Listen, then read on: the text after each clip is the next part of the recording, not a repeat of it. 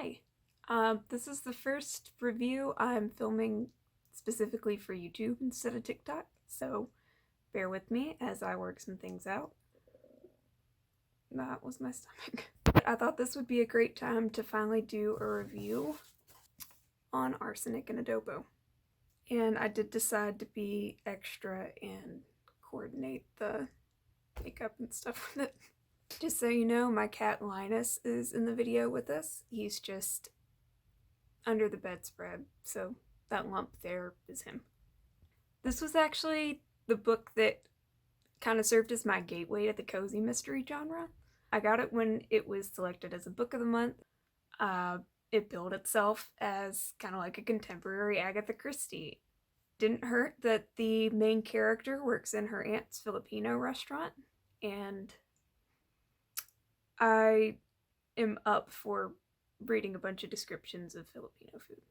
My soon-to-be mother-in-law is from the Philippines, and I take every opportunity to sample her cooking or take, a recipe or a cooking lesson from her.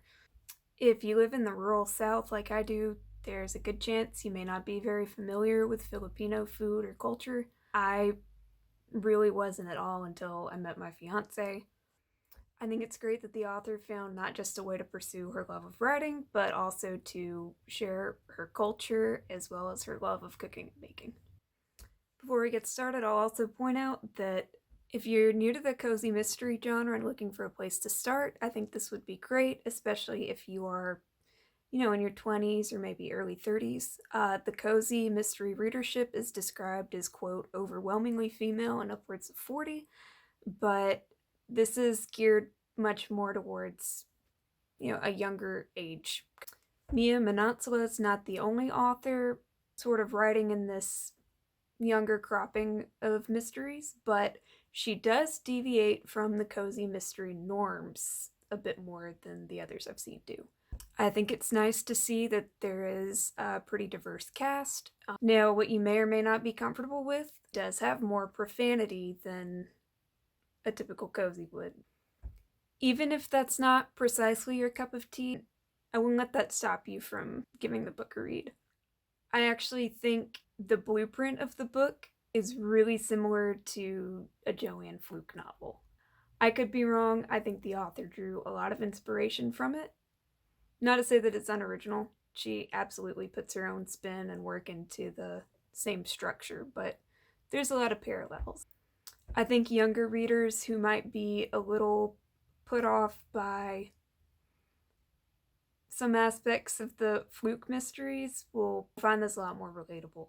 Our protagonist, Lila McCopigal, is recently moved back to her hometown after a bit of a rough patch while she lived in Chicago. She's 25 and working in her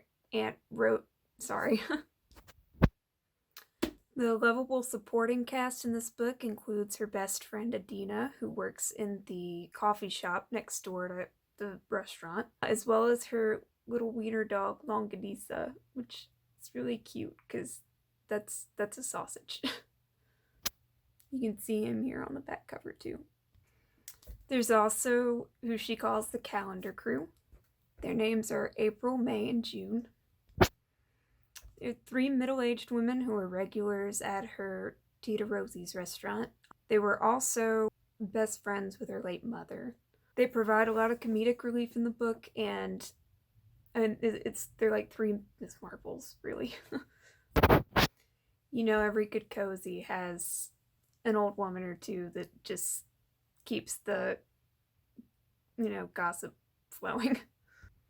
Sorry, I was a little distracted by Linus moving around back there. Also, my apologies to Longanisa. I just realized I misgendered her. Longanisa is a girl. It's a pretty typical setup for a cozy mystery, especially when you have the protagonist returning to a hometown she's been away from for years, in some cases decades. As the first book goes along, you're introduced to both new characters that she hasn't met before, and you're also reintroduced to characters she knew in the past whom she's fallen out of touch with. I already mentioned her best friend Adina. She's working to hopefully run her own coffee shop one day. Her cousin Amir, actually I think that's her brother Amir, It's been several months since I read this. Anyway, this includes Amir as well as several of Lila's friends from high school she's going to reconnect with. And this also includes the restaurant reviewer who winds up dead and kickstarts this entire plot. This isn't a spoiler, it's literally on the inner book jacket. There's a local restaurant reviewer that she dated in high school and had a bad breakup with, who dies suddenly of what appears to be arsenic poisoning in her Tita Rosie's restaurant.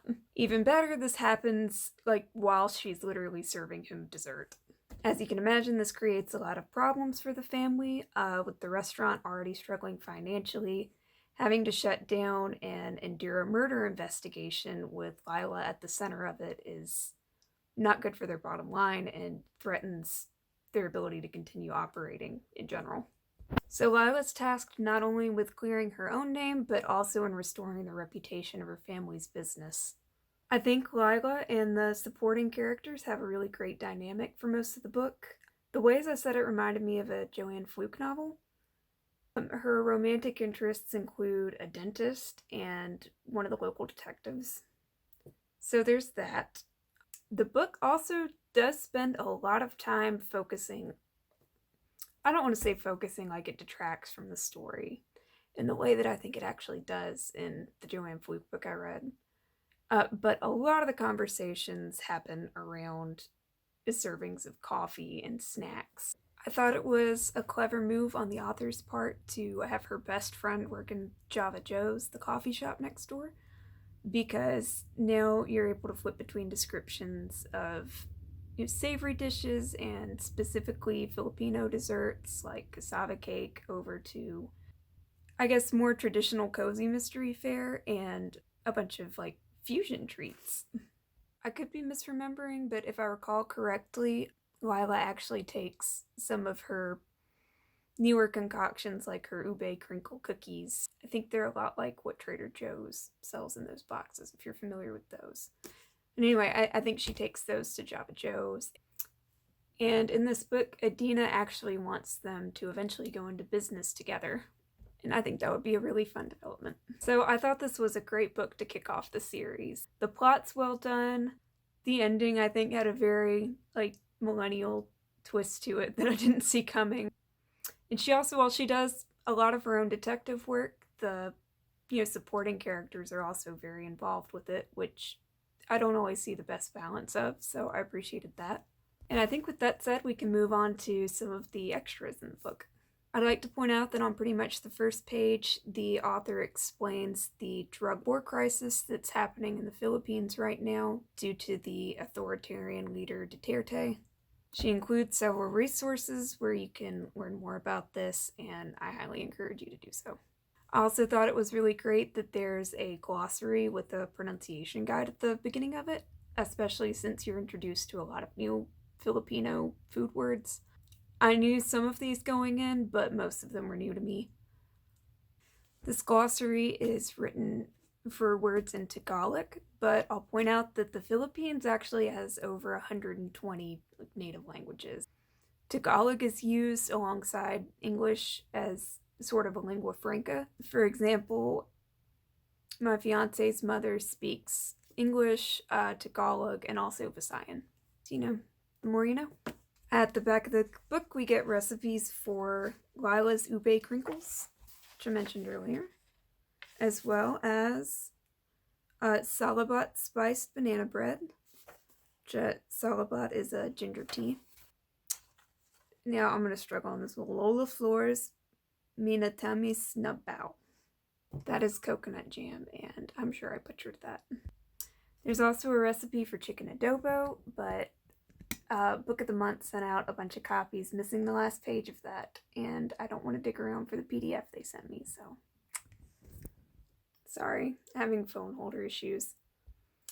So that included some traditional as well as some fusion recipes. I haven't had the chance to try any of them out yet, but I cannot wait to.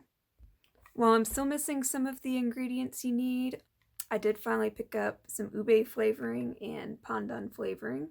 They're very cheap and give both a good taste and a really vibrant color to whatever you put them in. bottle of adobo seasonings a lot easier to find. You can get that at Walmart. Or better yet, you can support your local Asian or Hispanic grocer for that. If you have one. I know the struggle. My hometown has neither of those. Granted, they don't have a Walmart either, but you get my point. So that pretty much wraps things up. There will be a second installment in the series named Homicide and Halo Halo that comes out on February 8th. So, 5 out of 5. I really recommend it. I can't wait to read the next one. Thanks for watching.